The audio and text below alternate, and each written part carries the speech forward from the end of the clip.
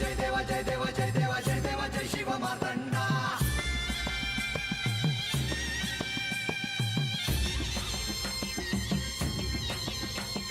जय देवा जय देवा जय देवा जय देवा जय देवा जय शिव मार्तंडा. हरिवर्धन मल्हारी तुझी प्रचंडा. अगडदुम नगारा सोन्याची जेजुरी देव गेले जेजुरा निळा घोडा. अगडदुम नगारा सोन्याची जेजुरी देव गेले जेजुरा निळा घोडा. पाव में थोडा कमरी कर पटा बिगिर मस्तकी तुरा. खोबऱ्याचा कुटका भंडाऱ्याचा भडका बोल अहंकारा सदानंदाचा येळको.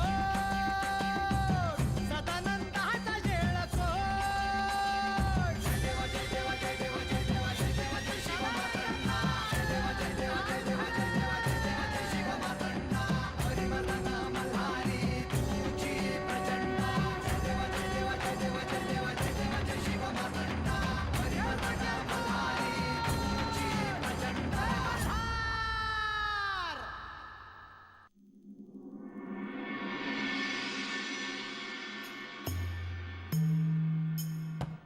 देवी आम्ही गरीब माणसं आहोत. आम्ही कष्ट करतो आणि आमचं पोट भरतो देवी.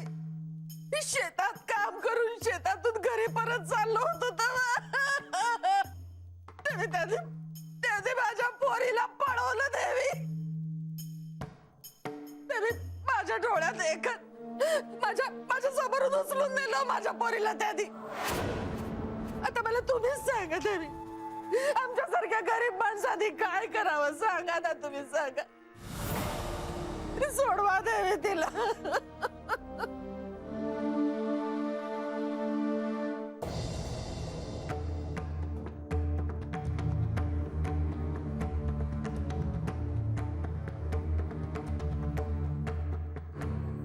म्हाळसा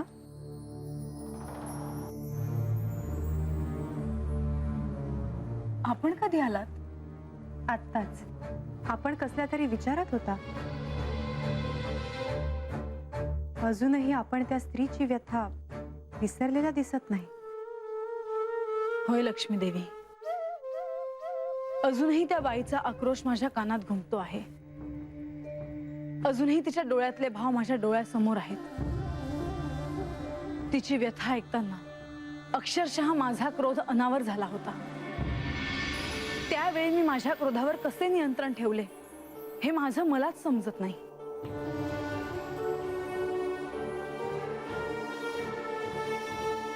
सिंहासनावर बसले असताना आपल्या क्रोधावर नियंत्रण ठेवून न्यायदान कसं करता येतं हे जणू आज आपण सर्वांनाच दाखवून दिलं.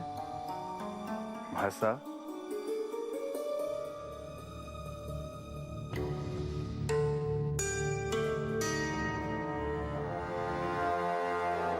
म्हाळसा, आज राज्यसभेत तू केलेल्या न्यायादानाची चर्चा सर्वत्र आहे.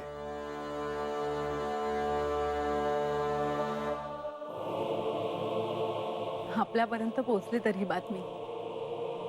म्हाळसा, अशा चांगल्या गोष्टी सर्वदूर पोहोचायला वेळ नाही लागत. मला खात्री आहे की जेजुरीच्या सिंहासनावर बसून तू योग्य तेच निर्णय घेशील.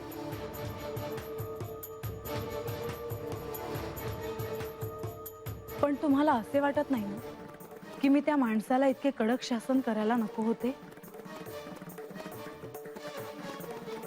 मला तरी असं वाटत नाही. अशा लोकांना योग्य ती समज ही द्यायलाच हवी. स्त्रीचा सन्मान करणं हे आवश्यकच आहे. तिचा अवमान करणं हे योग्य नाही. आणि असं जर झालं तर त्याला शासन हे व्हायलाच हवं.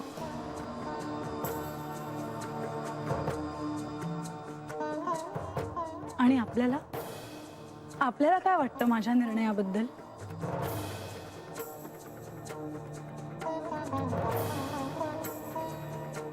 म्हाळसा, तू जे काही केलंयस ते योग्यच केले आहेस. मी जर त्या ठिकाणी असतो तर कदाचित एवढा कठोर निर्णय घेतला नसता. कदाचित ते आत्ता सांगणे अवघड आहे.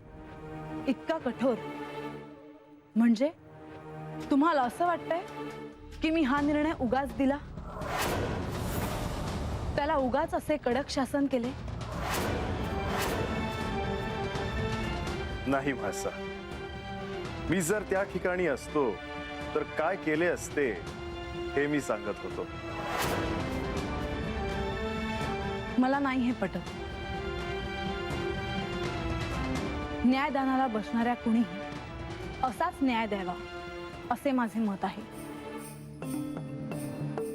ज्या माणसाला एखाद्या स्त्रीचा मान राखता येत नाही त्याला असेच नाही, किंबहुना अधिक कठोर शासन व्हायला हवे. भासा, तुला काय वाटतंय ते मी समजू शकतो. म्हाळसा, तुम्ही शांत व्हा. नाही लक्ष्मीदेव, अजूनही मी त्या बाईला विसरू शकत नाही.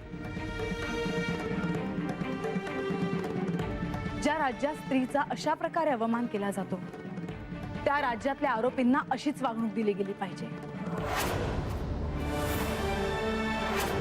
असेच शासन करायला हवे. त्या माणसाला खरं तर देहांत प्रायश्चित्तच द्यावे असे माझ्या मनात होते. भासा, तू तुझ्या रागाला आवर घाल. हो, पण हे मात्र खरं, माझ्या राज्यातील स्त्रियांना मान न देणाऱ्या, त्यांचा शारीरिकच काय मानसिक छळ करणाऱ्यांना सुद्धा या कडक शासनाला सामोरं जावं लागेल. मग तो माणूस कुणीही असो, मी त्याची गय करणार नाही.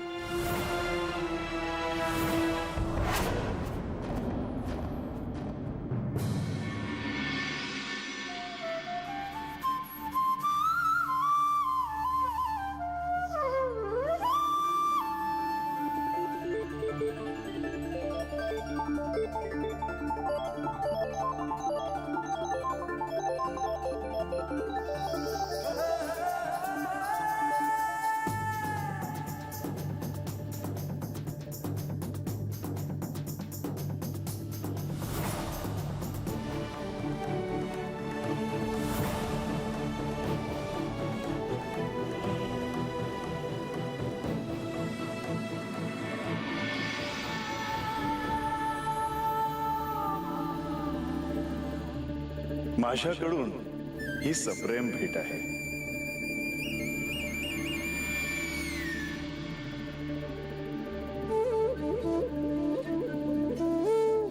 अगं म्हणजे हे काय करते आहेस? ग आजा बाहेर जागाच हाय अजून. अगं पर म्या कुठं खंडोबासनी भेटायला चालले आहे? म्या आपला असंच. बानू, तुला असा खंडोबांचा विचार करताना पाहिलं ना का मला कधी कधी भ्यास वाटतं ग. का ग? अगं तू खंडोबासनी भेटायला जातीस पर ही आजाला काय बी ठाव नाही बघ. होय ग म्हणजे? अगं पर मला बी बाला समजा सांगायचं आहे बघ. पण काय सांगून कसं सांगू तेच कळत नाही. आत्ता आजाला काय बी सांगू नगस, पर खंडोबासनी भेटली ना का त्यांना लग्नाचा विचार बघ. अगं पर ते बी कसं विचारू ते बी कळना झालंय बघ. अगं असं नग करूस बानू. पुढच्या वेळेला खंडोबा भेटले ना का त्यांना विचार, नाहीतर आजाच्या मनातलं उगा खरं नग व्हायला. म्हणजे तुला काय म्हणायचं आहे? अगं सरळ बोल की, असं इटोळ घालत का बोलतीयस? अगं काय बी झालं तरी खंडोबा राज आहे जेजुरीचं. त्यांचं लग्न झालं हाय, त्यांचा संसार हाय. म्हणजे तुला काय म्हणायचं आहे? अगं मी आता राजाच्या मनातलाच बोलती हाय. तुला महाराजांनी सांगितलं का तुझं आणि खंडोबाचं लगीन होणार म्हणून. पर असं झालंच नाही तर त्यांचं तर अगोदरच लगीन झालं आहे. तू काय अशीच वाट बघत बसणार आहेस का? आजा काय बी बोलत नाही ग, पर एक बाप म्हणून त्याच्या बी मनात काहीतरी वाटतच असेल ना. पोरीचं लगीन करायची वेळ आली आणि पोरगी लग्नाला तयारच नाही. काय सांगावं त्यांना वस्तीवरच्या लोकांना? सांग की.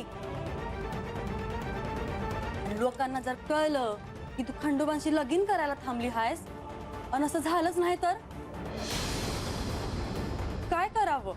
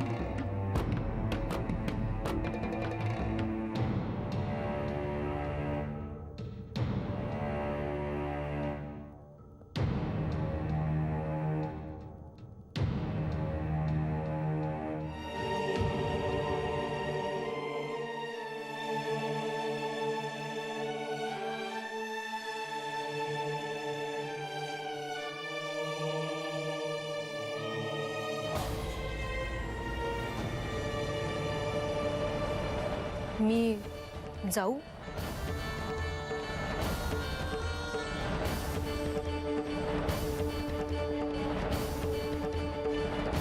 लतिका,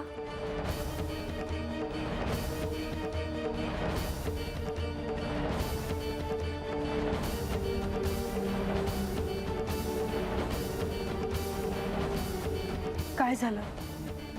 तू अशी का वागतेय? माझं काही चुकलं का?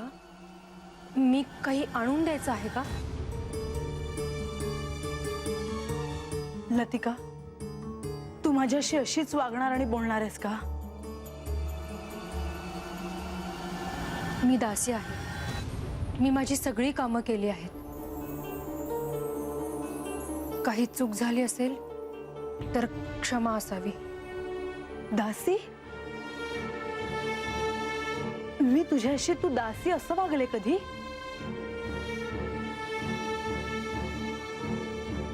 हो, आणि मीही ते स्वीकारलेलं आहे. अक्का, बाबा, तू या सगळ्यांनी माझ्यावर जे उपकार केले आहेत ते. लतिका, तू काय बोलतेस हे तुला तरी कळतंय का? मला कळत आहे मी काय बोलत आहे ते. पण तू विसरलीस की नेवासेला असताना तू मला काय वचनं दिली होतीस. मी जेजुरीला येणार नव्हते, पण तू मला समजावलंस आणि म्हणून मी इथे आले. लतिका, मला सांग, या आधी मी तुला कधीतरी अंतर दिलंय?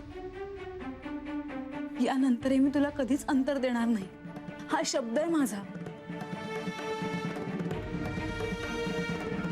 मला वाटलं मी तुझी सखी आहे, पण नाही, तसं दिसत नाही. लतिका, मला वाटलं नव्हतं तू असा विचार करतेस. तू याचा विचार केलास की मी काय परिस्थितीत होते, माझ्या संसारात काय काय घडत आहे, माझी मनस्थिती कशी आहे. तूच आहे जिला मी सगळं काही सांगू शकते, जिच्यावर मी हक्काने रागवू शकते. पण आता मला असं वाटतं की ते नातं राहिलं नाहीये. नाही म्हणसा, असं नाही. लतिका, तू आज जे बोललीयस त्याने मी खूप दुखावले आहे. लतिका, म्हणसा, असं नाही. मला देखील तुझ्याशी खूप बोलायचं असतं, पण मग बोल ना. आधी मला सांग, का थांबवलंस मला? चल बैस. माझ्या राज्यातील स्त्रियांना मान न देणाऱ्या, त्यांचा शारीरिकच काय मानसिक छळ करणाऱ्यांना सुद्धा या कडक शासनाला सामोरं जावं लागेल. मग तो माणूस कुणीही असो. मी त्याची गय करणार नाही.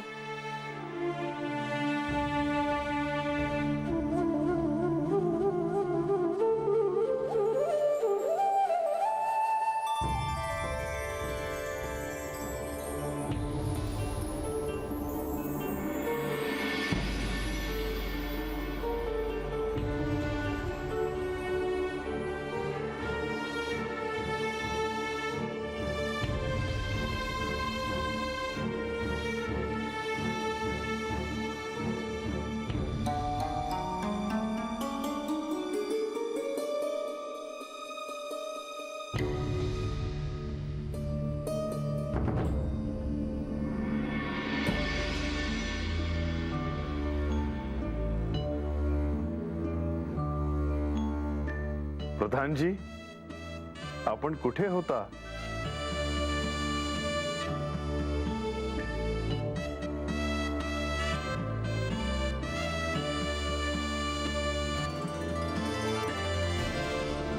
देवा, तुम्ही बोलवलं, आलो. प्रधानजी, मी तुम्हाला याआधी म्हणालो होतो की मला चंदनपुरीला बानूकडे जाणे अपरिहार्य आहे. ह्या शिवलीलेत हे घडणारच. तेव्हा मला इथून कसे जाता येईल, माझे जाणे कसे न्याय होईल याबद्दल आपण काही विचार केला आहे का? पुढे काय घडेल? देवा, तुम्हाला बाणाईकडे जाण्यासाठी काय करता येईल याचा विचार मी केला आहे.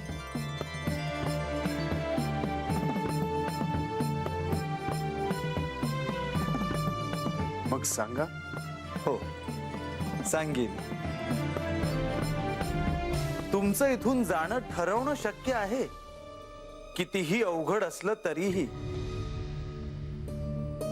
पण मला दुसरीच चिंता आहे.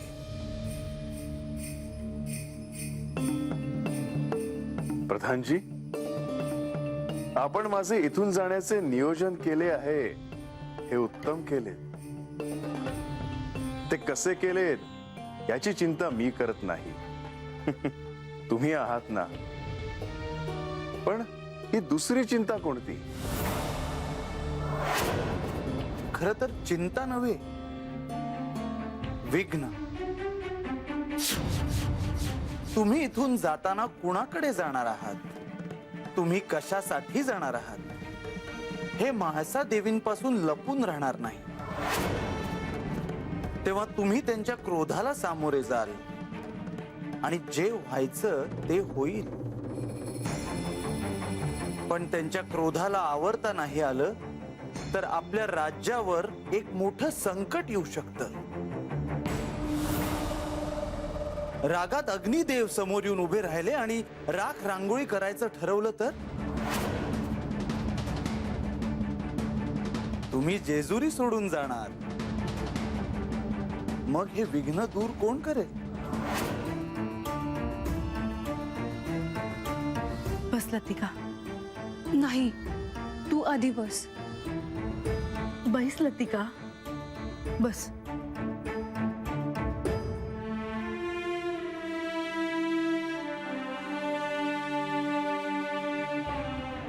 किती दिवस झाले आपण नीट बोललो देखील नाही.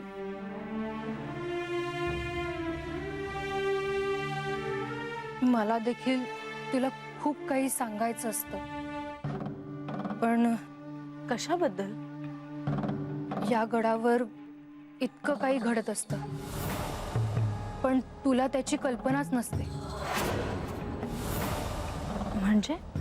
म्हणजे तुझ्या अपरोक्ष अनेक गोष्टी ठरवल्या जातात आणि गुप्त भेटी होत असतात.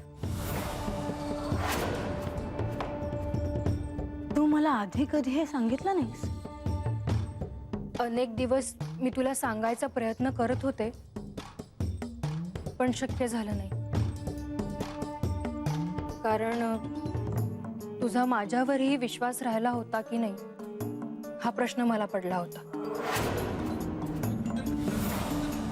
माझा तुझ्यावर पूर्ण विश्वास आहे लतिका. मग मी सांगते तुला मला काय वाटतं ते. म्हाळसा, तुला जे साध्य करायचं आहे ते तू सहज साध्य करू शकते. तुझा संसार सुरळीत सुरू राहू शकतो. कसा? या गडावर तू आणि देवांनंतर महत्वाची व्यक्ती कोण आहे?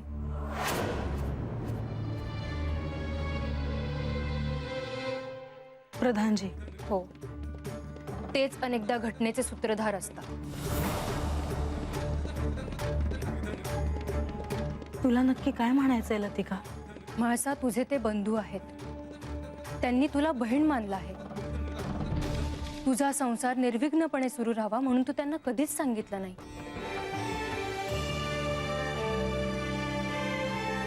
हो, कारण मी असा विचार केला की माझं प्रेम इतकं श्रेष्ठ आहे की माझा संसार कधीच कोणीच मोडू शकत नाही.